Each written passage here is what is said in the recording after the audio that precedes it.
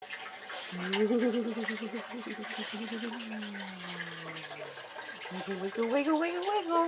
very much, ladies and gentlemen. Now, we have another slight problem.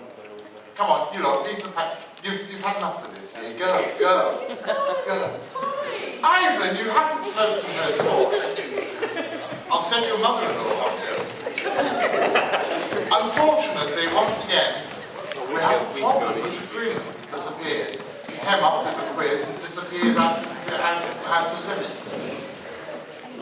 And so, just as Mr. Tadcaster there is dressing up and getting himself ready, I think I just should warn everybody that if you're camping on site and you haven't got a camping permit, can you go and see Graham English? If you want to book yourself in for the meal tomorrow night, please can you see my lovely wife here? Will you please dig deep in your pockets because there's going to be a ruckus very soon. And if you want to stay here for like foreign pendek hunting, I think you need to have a quick word with Mr. Tadcaster and our pendek.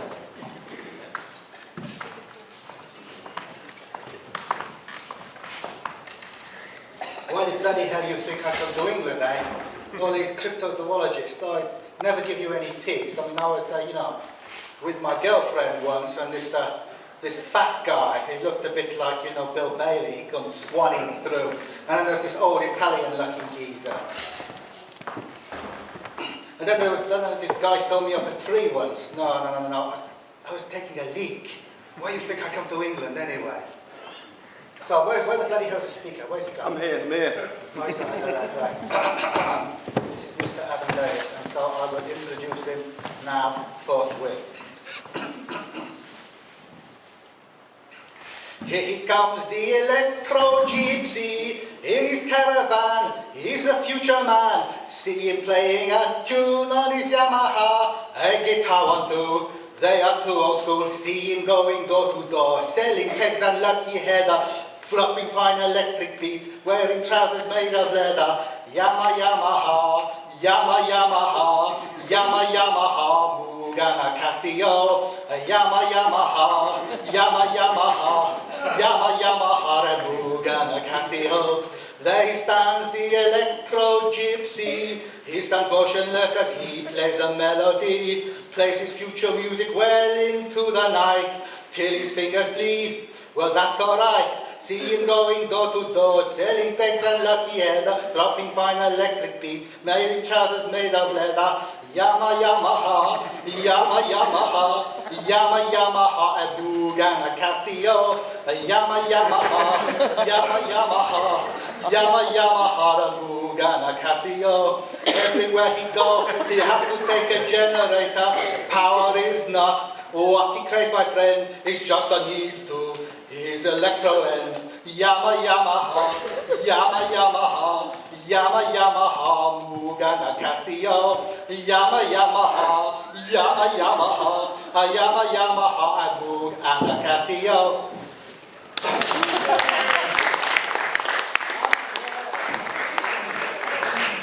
I'll give a fiver to anyone who spanks that monkey.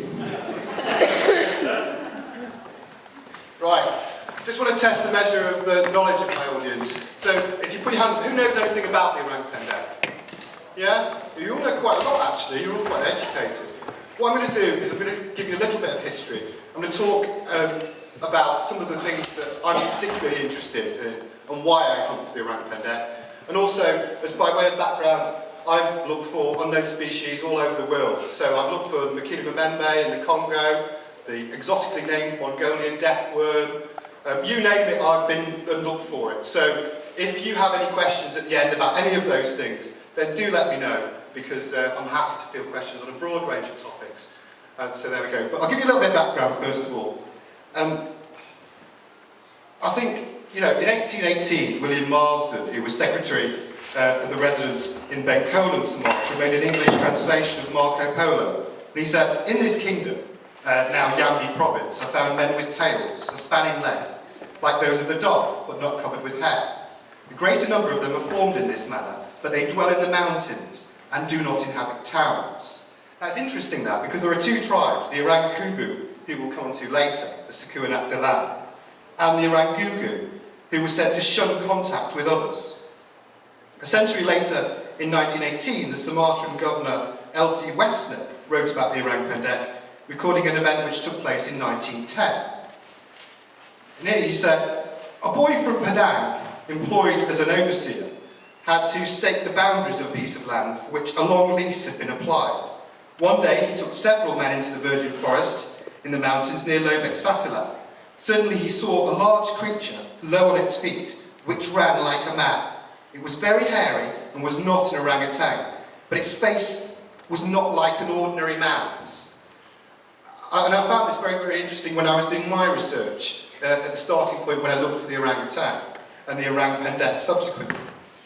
In October 1923, a Dutch settler named Van Herwan reported encountering one and said that, regardless of being armed, he could not pull the trigger, suddenly feeling that he was going to commit murder. So close to human was the creature's appearance and manner. Now, why is all of this interesting? When you're doing cryptozoological expeditions, often you're doing them on your own time and money. So the starting point for me is plausibility. Now, I wouldn't personally go looking for something like Chupacabra, just because I'm not convinced about legends and things that have gone on for centuries. But here, right from the stories of Marco Polo, whether you take what he says as being true or not, there are stories going back centuries, and it's very, very important that you consider all of those. You know, if you see plastic yetis in an area, be suspicious. You really have to consider everything that happens in a particular area and really understand the nature of the historical research. So do your research, go through your books, apply logic to it and ask the questions, do I really get a feel about the tangibility and existence of this creature?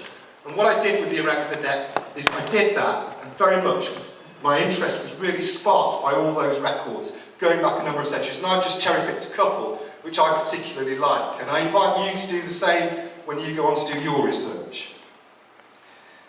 Now, so that's an important point, starting point, plausibility. And then that slide there, incidentally, the first one there, is an eyewitness drawing by Debbie Martin of the orang pendek when she saw it. And we'll come on to those later.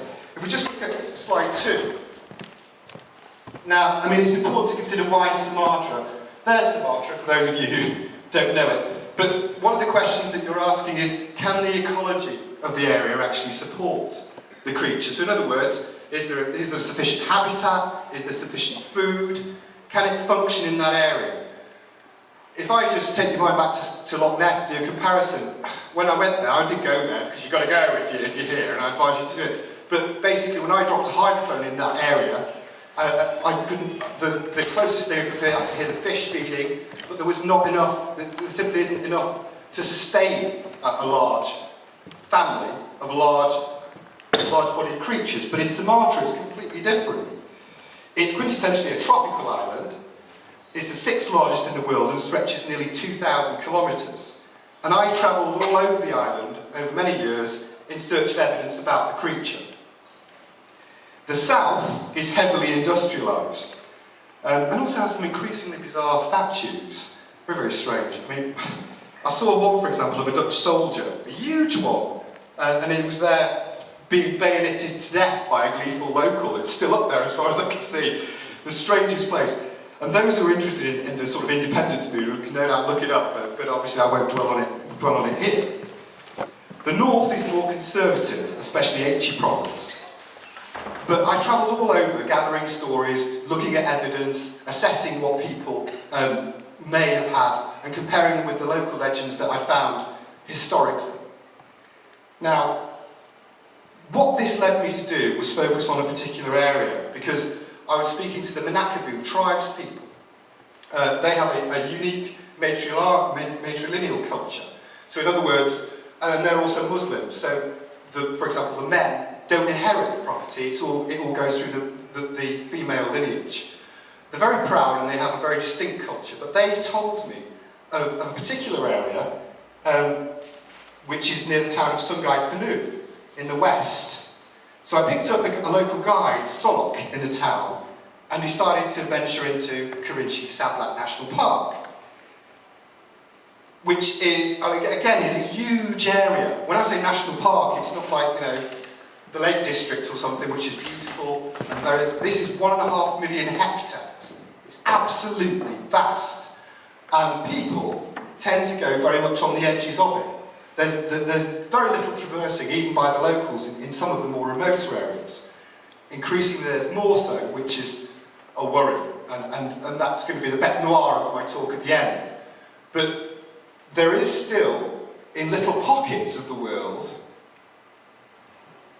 untraversed virgin rainforest. And this is what really sparked my interest. So what you've got local legends, and you've got an ecology that's sustainable. However, it's something that's under extreme pressure. Extreme pressure. And I want you to bear that in mind, because the question I often get asked is why not leave the orang pendek alone? And again, I want to answer that question very succinctly at the end of this talk. Now, when I met Sog, by way of background, I've spent years cross-examining people for a living. So what I do very thoroughly is I grill eyewitnesses. Now, I fully understand that I'm approaching this in the sense that I want to believe in the existence of the orang pendek. So in some ways, my questions are covered by that notion. But by the same token, we are prepared, and we do prepare all of the expeditions to give extensive scrutiny to the locals who say they've examined the creature, or seen or eyewitnessed it in some way. And so there's a very thorough cross-examination process we go through. We go through photographs of the local animals.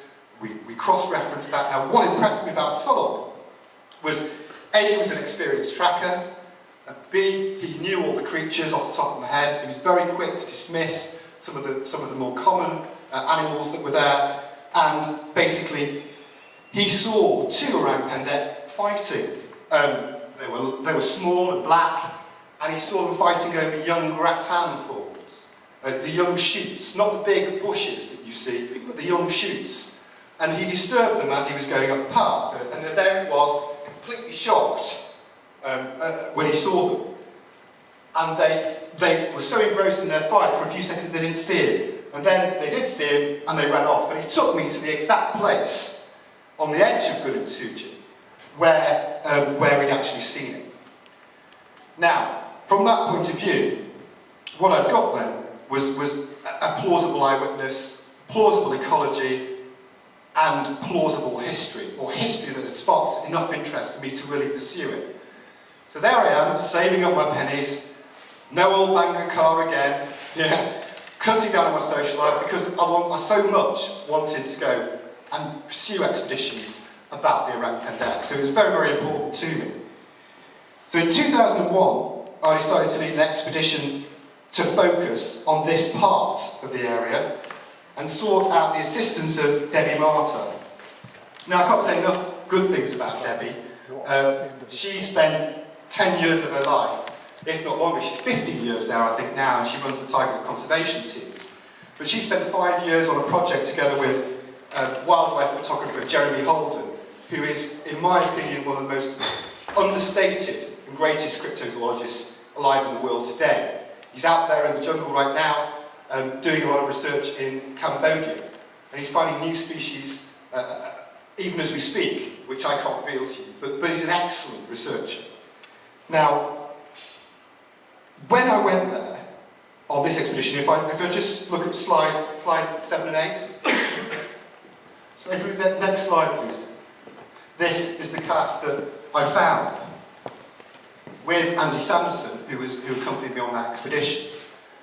Now, I'm not a primatologist, I'm not an expert, but the reason that this was analysed by Dr. David Chivers from Cambridge University. Now, he came to the conclusion it was unknown primate. He wasn't just the only person who analysed it, but he came to the conclusion it was unknown primate. Basically, in very quick terms, it's got, say, the shorter heel than that say, of a gorilla, and has these squat digits, including the divergent digit here, but they're much shorter than, say, an orangutan. none of which, and orangutans are not native to this part of the island, by the way, they're much further north. Remember when I talked about where the orangutan and the orang pendek might be? The orangutans are much farther north. So he came to this is an unknown print. And it was fantastic news. And in 2001, we also picked up hair samples. Now, that hair was subsequently analysed by Dr. Hans Brunner. Now, Hans spent a year getting hair samples from all over the area, including, I think he went to every zoo in the world trying to get hair samples of any creature that would be indigenous to this area. Now, he concluded when he examined those hairs that they were from an unknown primate. And again, I'm not a hair expert, but it was very easy to see the microscopic difference when he put them under a microscope. You could clearly see the difference, say, between an orangutan, between a chimpanzee, and between a human hair. They really were very, very different. So there we have the starting point for some real, tangible scientific evidence, and it was hugely exciting. In 2001, we found, the first thing we did, we followed a trail of the orang pendek going through the forest. And the thing I liked about it was that sometimes people say, oh, why is there only ever one footprint? Was it on a pogo stick? Well, no. They were very clear that that was the clearest print we could find, and that was the best one we could make a cast from. The trail ran up a mountainside, and what we could see the orang pendek doing was literally snacking as it moved through the forest. It's an opportunist feeder. So there was a tree trunk, for example, which I'm quite a big bloke, so's Andy. We both do like extreme sports, martial arts and rugby, and we struggled to lift it. But it was quite clear that what the orang pendek had done was turn over the log as it was foraging for insects, and we found evidence of it doing that. And what was also interesting is there are pathways through the forest, but the actual print that you see there was found just slightly. So let's say that's the pathway here, as I walk across. It was found sort of on the edge of the pathway, almost like it's walking maybe 5 feet away from the pathway. And I kind of wanted to understand why, but it didn't really click in my mind until later on about what it might be doing. But it was an enormous find. And I'll just quote what David Chivers said. The cast of the footprint taken was definitely an ape, with a unique blend of features from gibbon, orangutan, chimpanzee and human. From further examination, the print did not match any known primate species, and I can conclude that this points towards there being a large, unknown primate living in the forests of Sumatra.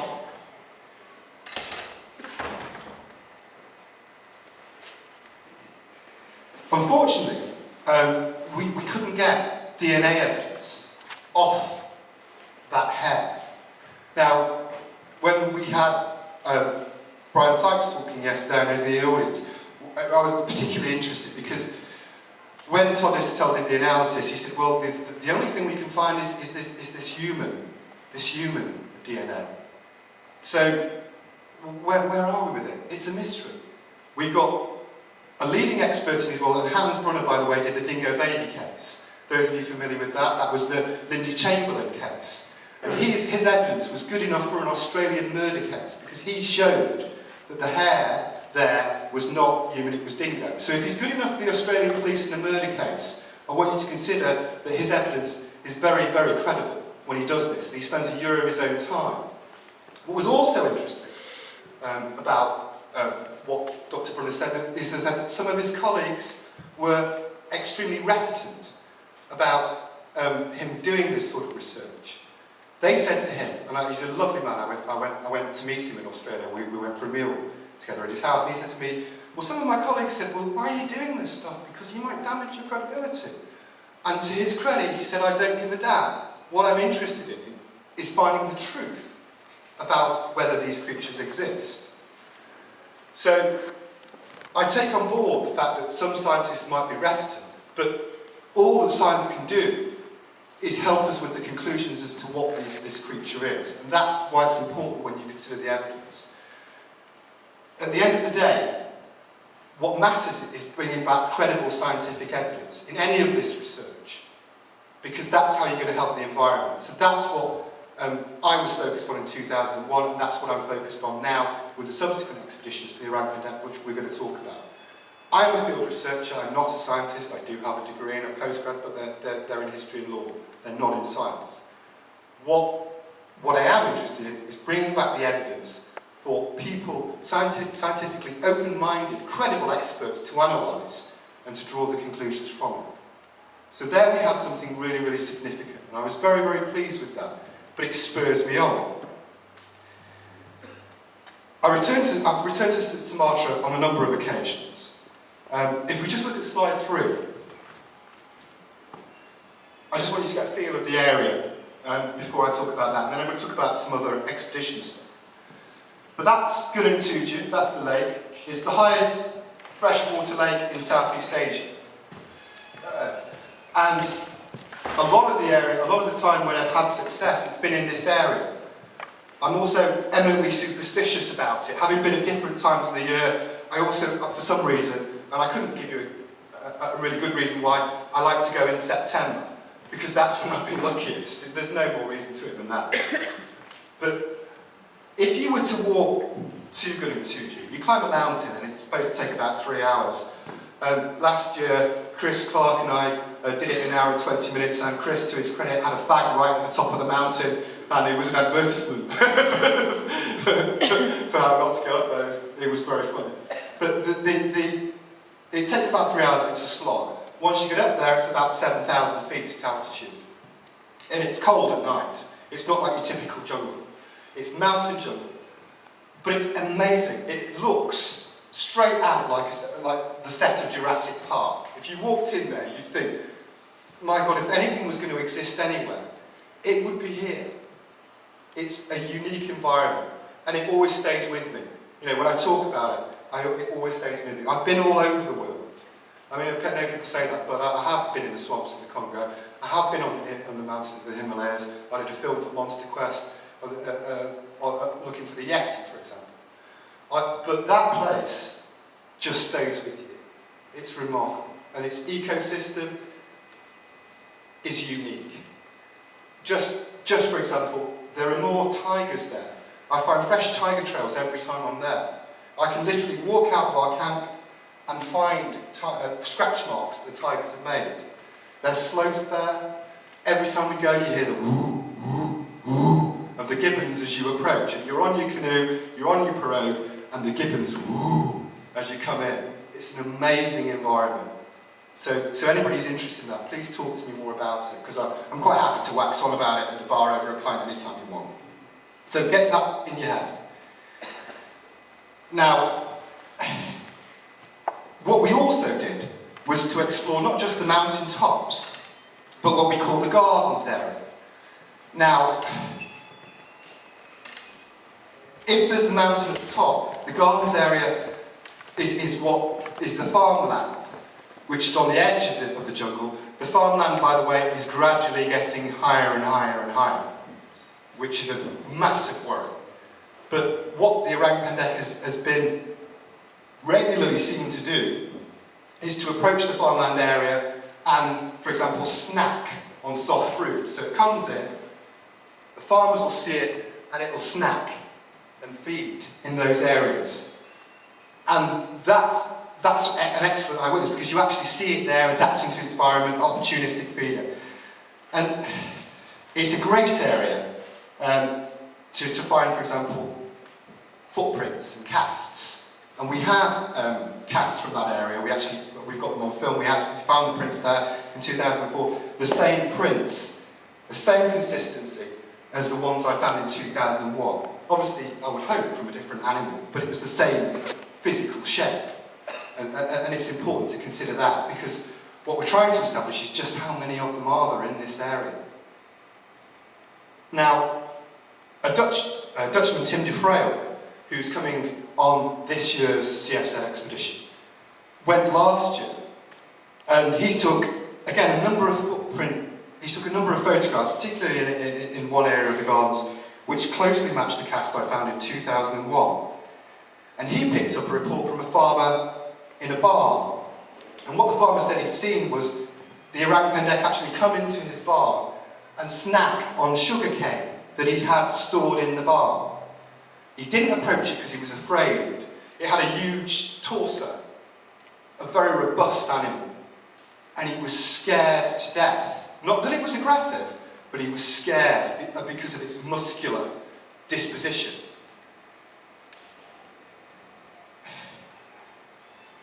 And I think as well, you know, one of the things that I found when I went to the gardens area as well, the closest I've actually physically come to it, was Andy and I were camping in the particular area where I'm sending some of the expedition team this year, and we heard a woo sound. I can't take it off perfectly, but my guides were then convinced that that was the orang pendek. Now these are guides who spend all their time in the forests, they know the area really well, and they said, "My God, it is the orang pendek!" They got really, really excited, and off we went, crashing off onto the edge of the jungle. I can't give you the adrenaline buzz right now. I could just impart it slightly, because we knew we were on the trail of it. Yeah, we've found all this evidence, we've explored it, it's there, it's that close. And in 2009 we have an eyewitness, but again we'll talk about that more. Now, some of the evidence we found up to that point, I'm going to break slightly the evidence at that point, featured in a documentary that I was involved in, Visit Real, the April Man of Sumatra in 2006. And it was, I think, some of the best evidence you can find about any cryptid at that particular time. We had tangible scientific evidence of the creature for the first time. Now I'm going to talk a little bit more about some of the evidence we found later on, but I think it's also important to talk a bit about about some of the things that you do on expeditions and some of the ways people suffer, because people often read these things and think, well, you know, is it a bit of a jolly wandering around the jungle? Let me tell you, I can see people who have been in the jungle already laughing. The food in Sumatra is not the best, I think it's fair to say. When I was up at the lake with Andy, I lived for 3 weeks on chilled fish heads, or fish derivatives. And the guys who've all been to Sumatra will all be familiar with chilled fish. Those who've been to Sumatra, who's of the audience members here, how many are going to Sumatra this year? Just put your hands up, Scott, very well. Of those people who are going to Sumatra, who's looking forward to the fish again? Just you, Dave, because you'll eat anything. And when I did a film for Monster Quest on Sumatra, and I had the American crew with me, and we went over and we're in the Jeep and we're briefing them, and I said to them, look, you know, I don't want to be... Sumatra is a beautiful place, the people are enormously friendly, but in my opinion, it's the worst cuisine in the world. and I said, but we've got to be very sensitive, because Jeremy Holden, who accompanied us on that trip, is also coming, and he's lived here for 10 years, so he must love it, so we've got to show respect and be polite and all this lot. Jeremy gets in the Jeep, he goes, "Morning boys, first thing I'll say is Sumatran food is rank." So that's what it's like. You basically, when you go to the restaurants, you have Padang style food, and Richard Freeman and I did a competition as to who's going to eat the snake and who was going to eat the sick. It's just, basically you have various dishes of things. John McGowan, I don't know where chicken breasts are in Sumatra. You will find every other bit of the chicken, but you won't find a breast. And basically what happens is, dishes are laid out in front of you of various things, and then they're put back into the lovely heat with all the flies. I had a cockroach crawl across the table one time with me in Sungai Penuh, and what happened is, it didn't attract the slightest bit of attention to any of the locals. What they did was carry on eating, and Cocky joined in the fun. It's just really, really strange. So do bear all of that in mind. People do suffer. Also, and I'm very interested in the rattan for a number of reasons, but as you walk through the jungle, you do get a lot of the rattan thorns. There's massive thorns on all the bushes, so you get covered in the scratches. You're knackered because you've probably had very little sleep. Those who are at the lake will be exhausted because I will be working them extremely hard, and they know it. So we try to maximise our time. We maximise our time because it's our time, it's our money, we pay to do this, and we're doing the very, very best we can. So we do suffer. And also I talked to you about the tigers. There's one particular story about tigers, which is probably my favourite, which concerns Andy. Now what happened was, because we've been eating all this stuff, Andy got caught short in the middle of the night.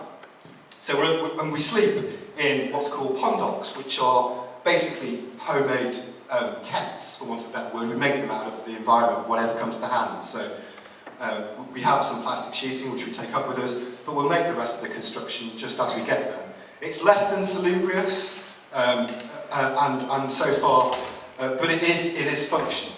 So Andy's asleep, he goes, "Ad," like that, tapping me, because all my friends call me out, and nobody calls me out. He's like, "Ad," and we're like, "Andy, what is it?" He said, I need to go to the loo, badly, I need to go." I said, "Well, okay, Andy." And what our latrine, for want of a better word, was, so I'm here, in the pendek. Our latrine is somewhere over here, under the rattan bushes. So it's about 100 yards, 150 yards away. I said, what I'll do is, I'll shine a light into the area, so you can go into the rattan area and do your thing. So he goes into the area, and he's midway through his business, and he suddenly hears this, like this, and absolutely, and he rushes back like this, and he rushes back, and he's got a shaved head, and he comes back, and he's got all these scratches all over his head, and he's like, oh my god. He said, I could have died, I'm sure it was a tiger was there. And I said, well, it would have been worse for me, Andy, if that had happened. And he said, well, why would it be worse for you? I said, well, I would have had to tell your mum how he died. So he was not impressed. And just one last thing on the food. As I said, there's nothing I haven't eaten. I've eaten monkey. As there are younger people at the audience, I can't actually tell you how I ate that monkey. My first one I ate, but I've ate several. I've ate in the Congo. I've ate eyeballs and testes in Mongolia. There is nothing I haven't chewed. I don't want that quoted on the film. Thank you very much. but I really have. But the only time I've ever refused food, and John McGowan pays special interest to this, the only time I've ever refused food was at Sahar's house when we came out of the jungle. I would never refuse food in any culture because it's impolite to do so, except that I knew Sahar very, very well. I'd known him for years by this stage. So he puts out a bowl, he says, Adam, he says, I'm going to give you a special treat, and it comes, and it's a bowl of chicken heads. And I said, oh no, I really don't want the chicken heads, Sahar, really not for me. And he was like, what, Adam? You don't like the chicken head? And I was like, no, really I don't. I'll just have that breast. I'll just have that breast there. I'll move away from the chicken head. And so, but the reason I look at John's face, you'll lose some weight, mate. You'll lose some weight.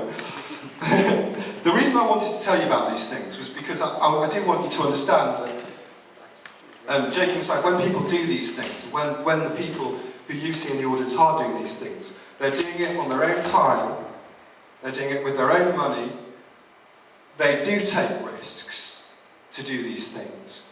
And they do it because they really give a damn. They really care about the preservation of the orang pendek in this area. So all the people who are going with me to Sumatra, and I'll talk to you about them later, but they really are people who are committed and dedicated. And I respect them enormously. And you being here and seeing you all in the audience here encourages us, because you sort of play a part in it. And so when we talk about it, we feel really good about it. So that's a little bit. I wanted to sort of give you a little bit of what it's like in the jungle and how it works. Now, going back to the evidence of the orang pendek,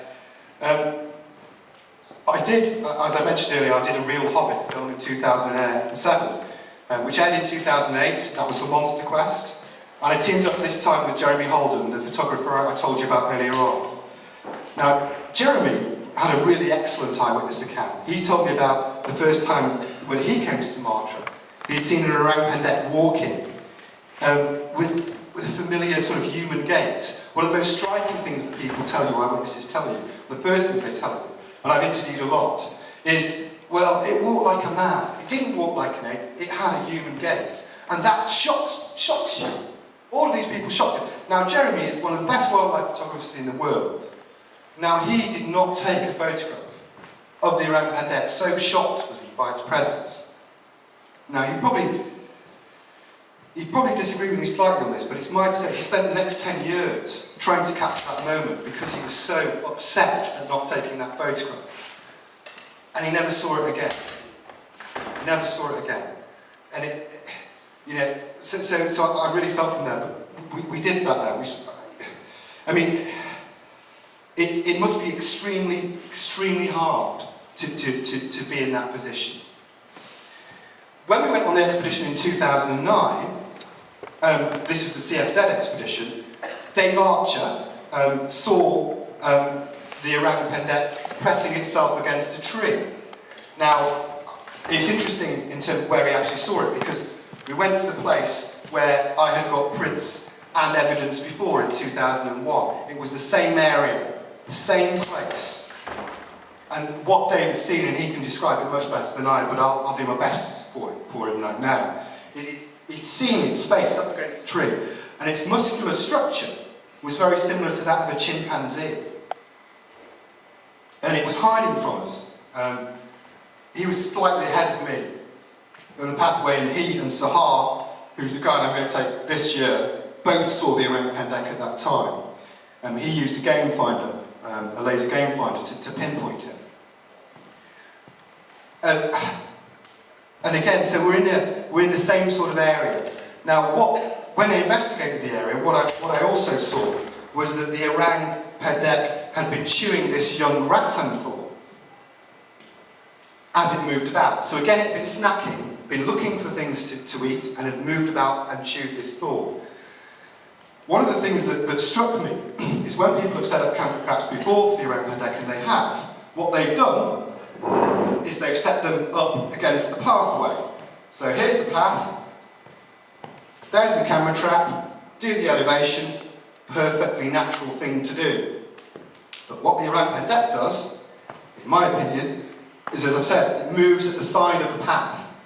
So what it's doing, essentially, is eating the young shoots as it moves. Now, even with the best will in the world, a few camera traps, very rare animal, it could be very, very difficult to photograph. But I think that what we're going to do is a slightly distinctive approach, because we're going to position our traps very differently, based on the research that we found, and pursue those areas where it could feed, rather than stick it on a path at the elevation. So I think, hopefully, our research is slightly superior in that way, because we've considered it based on our personal experience over a number of years. And I think as well, what we also found, and again, this goes back to hair evidence, we found prints, again, in the area, also on the other side of the lake. This area on the other side, there's fishermen on this side, this is the edge of our camp, but what we found on the other side was more prints of the orang pendek, and we found hairs. Now again, we tested these with different experts, using different experts, and Lars Thomas analysed the hairs from Copenhagen University, and he said that they seem to come from an unknown primate. But Tom Gilbert, who did the DNA analysis, couldn't extract DNA from them. So again, we've got, and what he was closest to saying was, well, they're human. So you've got the same analysis, the same comparison, different hairs, and you're talking 8 years apart. Different experts coming to the same conclusions. And if any of you are interested in this, I wrote an article very recently for a magazine called Edge Science. And in issue 7, I published a concentration of my research called New Primate Species in Sumatra. So if you're interested in a lot of the science and the science behind it, I strongly recommend you read that. Because there is a body now unique to this cryptozoological creature of eminent scientists analysing independently, corroborative evidence over a number of years and coming to the same conclusions. And nowhere else has this been found of any of these species.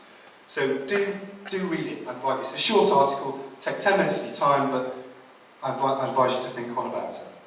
I'll just show you slide 4, if I could.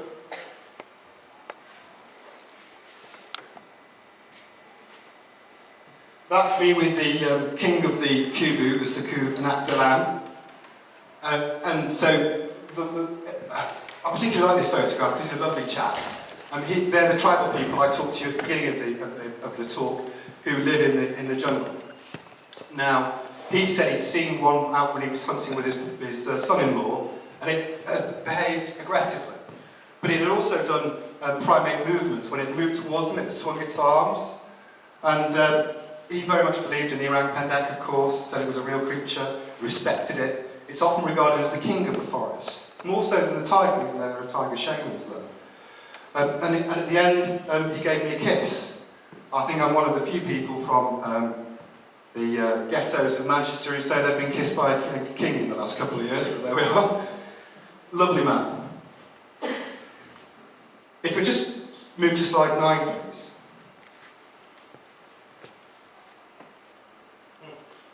It's a bit dark, that photograph, but there's the 2009 expedition team. And just a word about what we're going to do this year.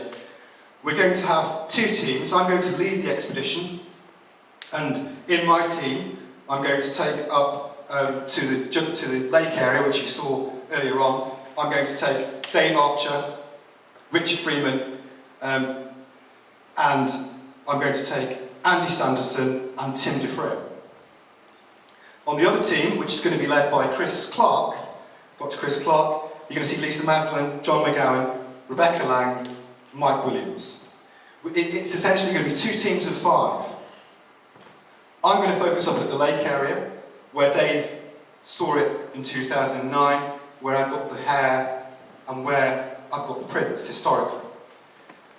Chris's team is going to focus on the gardens area, where I've also had prints and where I heard it with Andy. The rationale behind this is because I think that although there are very few of these creatures, I think they have wide roaming ranges, I think they're opportunistic feeders for all the reasons I've already stated, and we need to maximise the resource that we've got. And in doing this, we stand the best chance that we can of actually proving its existence. We'll be taking camera traps with us. Glenn Vaudry did a sterling job getting some extra for us, so there's Glenn back, very thanks to him. We'll be taking some additional ones, but we'll have as many as we can afford. So the CFZ, I think, have given us, how many, Glenn? Is it 4? 4. Personally, between us, we've probably got another 10 or 12, so we're probably about 16. And we're going to position them in the gardens area, going to have some, and the team at the lake are going to have some. We're going to divide those up. The gardens have an advantage because it's got a high level of visibility, so they may, if one's in the area, as it was when Andy and I were there, they may well actually see it. I think with the camera traps up at the top, I think our best bet will be on the first couple of days to try and see something, and then after that will be on the camera traps, because it will get sensitive and it'll be aware of our noise and movement. So we have to get in there quick, and with the lake team, they're going to have to get in there very, very hard and do the very best they can, right at the start. So it's going to be very, very physical up and away. But hopefully we'll try and get some of that results, some of the results that we can in the best way we possibly can. Now, if you just move to the last slide, the sunset slide. Why is this all important? And why bother? And why not leave it alone?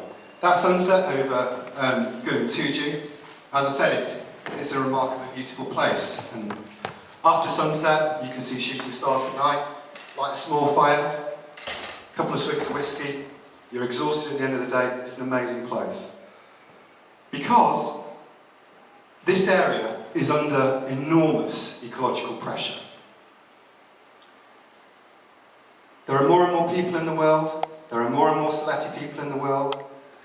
If I do a very simple description, and now I can't say enough good things about the Sumatrans, they help me enormously, but there's a simple pressure of people.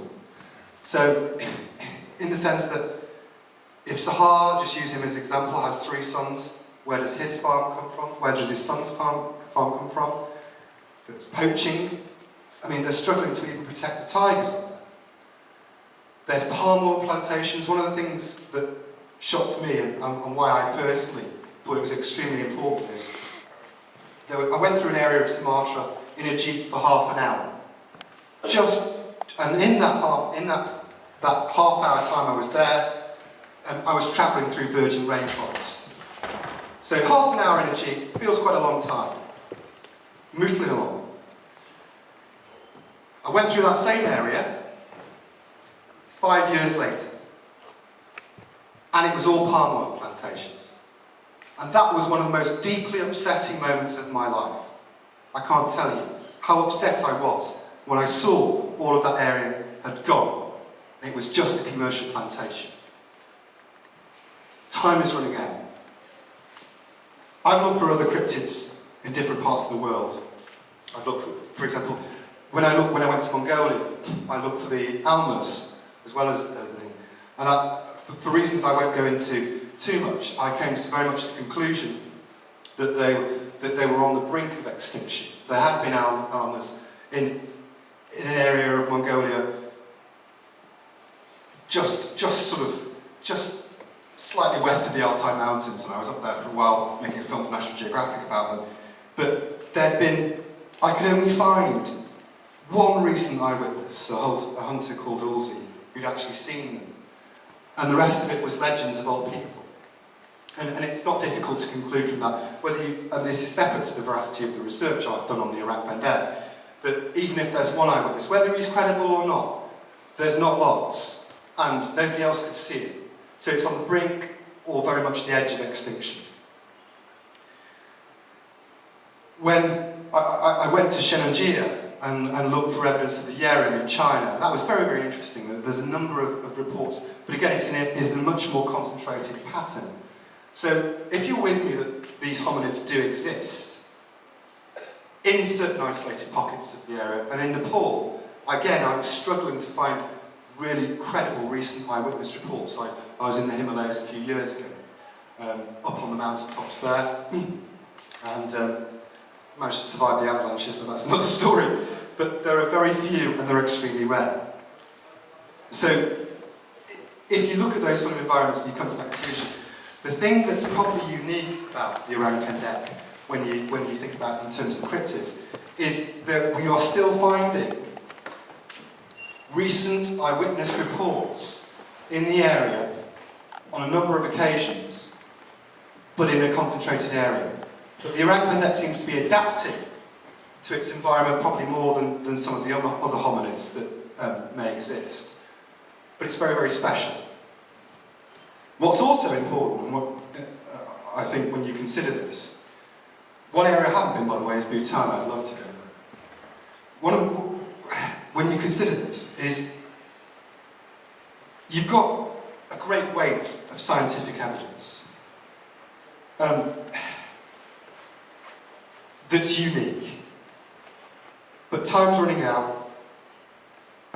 We really are on the fringe. And when those people who go to Sumatra in 3 weeks' time are out there, the fact that you guys are here and you guys are supporting the expedition is really, really important to us. So by coming here and listening to this talk, you're making a contribution to our expedition, and I really thank you for attending it and talking about this, because I want you to understand, you know, in terms of where we are, just how important this is to us all and how passionately I feel about it. The reason we're looking for it now is, sure, I want fun, sure, you know, I love talking about all the tiger stories and all the adventures we've had when we talk about these things, but at the end of the day, if we don't prove its existence soon in the best way we possibly can, and you know, I think that, as I said, the scientific body is unique weight of evidence, then there won't be an around pendek. Certainly, in my opinion, at least within my lifetime. So we need to do it now. And of all the things I've looked for, all over the world, there's absolutely nothing I care more about. I've done my very best, I hope, and with this expedition, again, I try my very, very hardest to get as much evidence as I can about this unique creature. It's really rare. And any help and support anybody can give me, I'm quite happy to talk about any of these things, but all I can impart to you is we're trying our best because we haven't got a lot of time. And it's still a fringe topic. Even after all the evidence I've got, there's still a fringe topic. So we must do the very best we can. And so you people out there, it's really important that you talk about this and you encourage others to help in any way you can. If we don't find it, it's gone. I don't want the beauty of the area to be gone. I don't want the tigers to be gone. Most of all, in terms of that, we could learn so much about not just ourselves, but about the area and surroundings if we can prove the around pendek exists. And that's all I have to say about that. Thank you very much.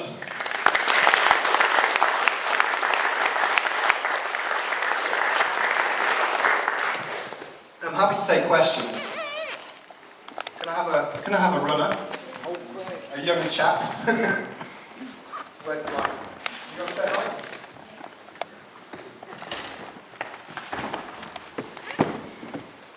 Yeah, are you aware of the footprint of the around pendek in the Natural History Museum line?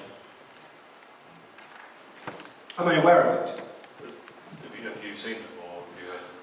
I've seen brief photographs of them. I think they were taken by Davies. Well, there are casts. Yeah, you know about. I know about them. I think they were taken by Davies.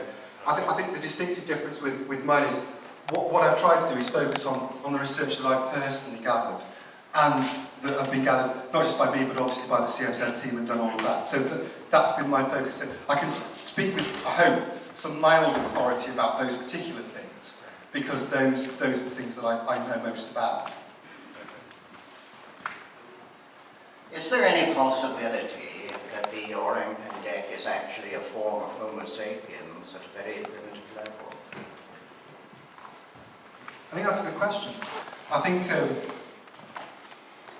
what I'd say to you, Owen, is that when looking at it, I did some comparison between it and Flores map, and it's much, in terms of sophistication, it doesn't have tool use, for example. And people have said, well, could it light fires and everything else? And in the same way that, obviously, Flores man, as you know, did light fires and did burn cables. But it doesn't have that level of sophistication. And if it had, ironically, it would already be hunted down. Because what would have happened is that hunters, local hunters, would have seen those fires, would have come to it, dead. No chance. The terms Sajapa and Gugu, are they synonymous with orang pendek, or do they describe something slightly different? I don't know the answer to that question. All I can say is, based on my research, although people have used different terminology, there's the same historic consistency of reports of its physical description and behaviour. So what I'm seeing is the same pattern over centuries, both now and obviously historically. as to the exact terminology, I couldn't give you a definitive answer. That's fine. Thanks.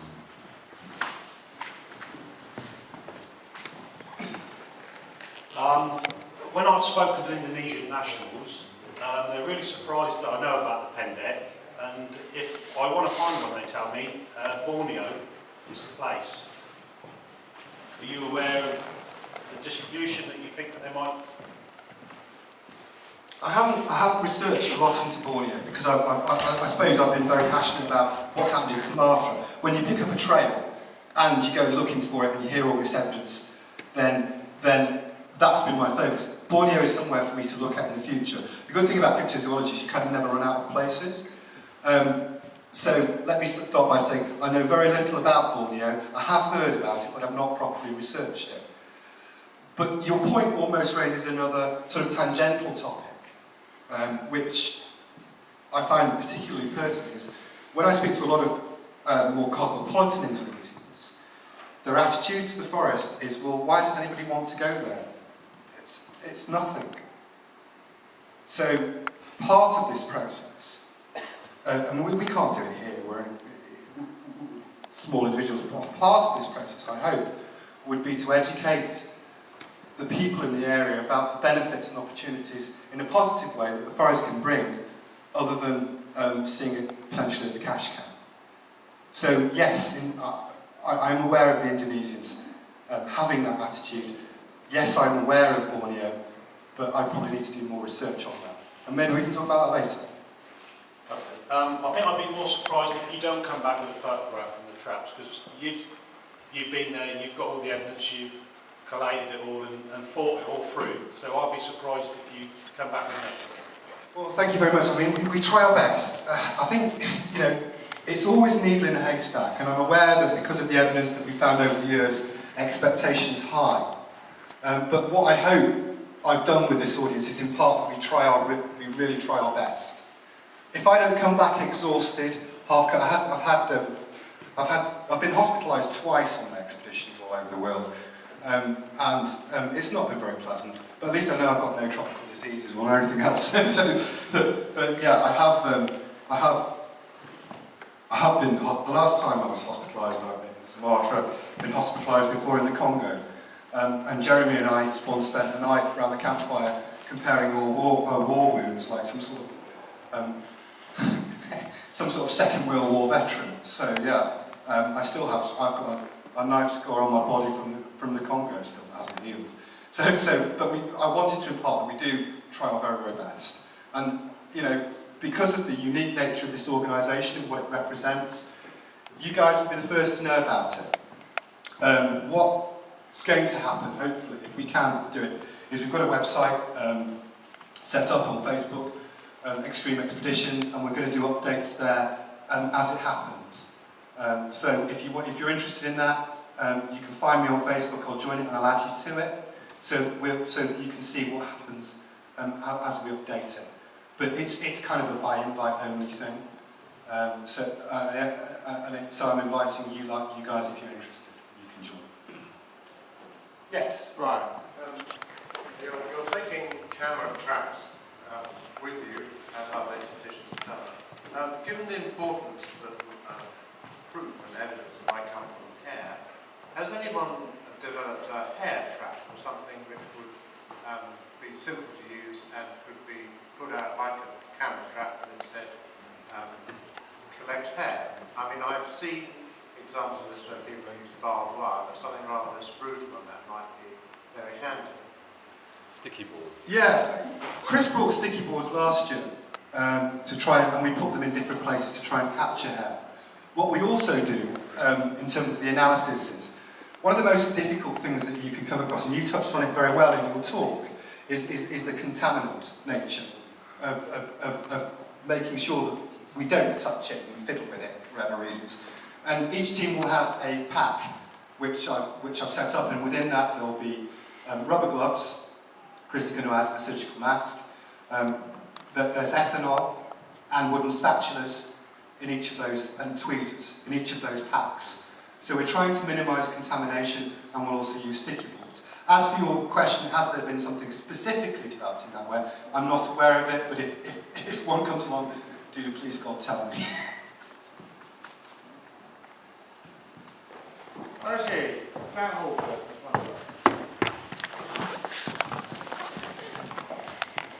On the conservation side of things, there is a way to get Sumatran government to preserve large areas of rainforest, which is turn them on to the notion that there are a lot of useful drugs, possibly in the plants in the rainforest, and these things are going to be quite rare, and you don't know where in the environment they are, so you have to preserve a huge area of it, and you also have to retain the intellectual property rights to these drugs. That's the key to it. You have to have the law in place to say a foreign company cannot go in and just steal it. But if the rainforest has a value, is what I'm saying, they will want to preserve it. Yeah, and I sincerely hope so. I mean, all we can do is the best we can with what we've had. And one of the times when I was there, I spoke to the governor of Yambi province, which is where this area is. And he was an extremely educated chap. Don't get me wrong, he was interested in it. And the forest rangers are not uncommitted, they try their best.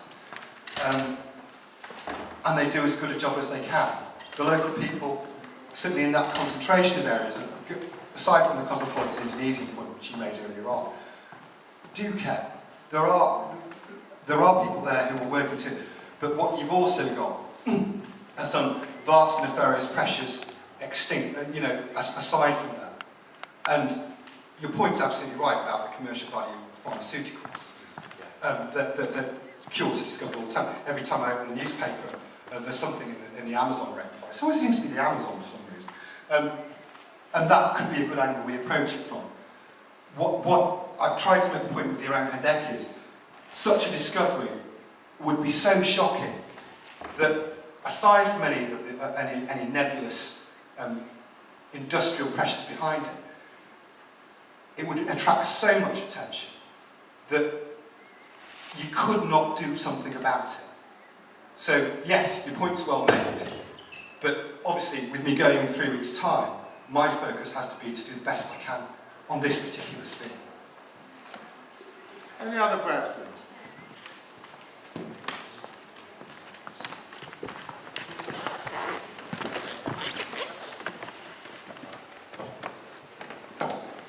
Just sort of considering, obviously, the environmental impact, if it's not found, and the destruction of forests, but have you also considered about the environmental impact, if it is found? And obviously I'm just thinking about things like the, bounty gorillas in Africa and tourism around those, and obviously it's like, different environments, and obviously with people nowadays have a lot more access to sort of getting on a plane and going over.